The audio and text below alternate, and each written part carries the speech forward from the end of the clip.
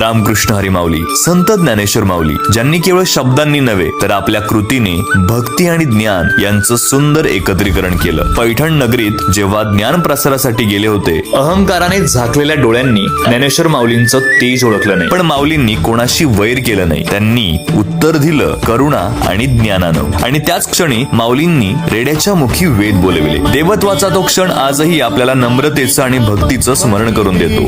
काही दिवसांनी तोच रेडा आळे तालुका जुन्नर येथे प्राण सोडून गेला आणि त्याची दशक्रिया माऊलींनी सास नारोडी येथे येऊन त्या भूमीत केली. म्हणूनच ही भूमी माऊलींच्या चरणांनी पावन झालेली आहे. अशाच माऊलींच्या पदस्पर्शाने पावन झालेल्या भूमीवर 24 ऑक्टोबर ते 31 ऑक्टोबर 2025 दरम्यान आंबेगाव तालुक्यातील सर्वात मोठा कीर्तन सोहळा भरणार आहे. 8 दिवस संतवाणी, अभंग, ओव्या आणि नामस्मरणाचा वर्षा होणार आहे. या कीर्तन सोहळ्यात सर्वांनी सहभागी व्हा. माऊलींच्या चरणी आपलं मन अर्पण करा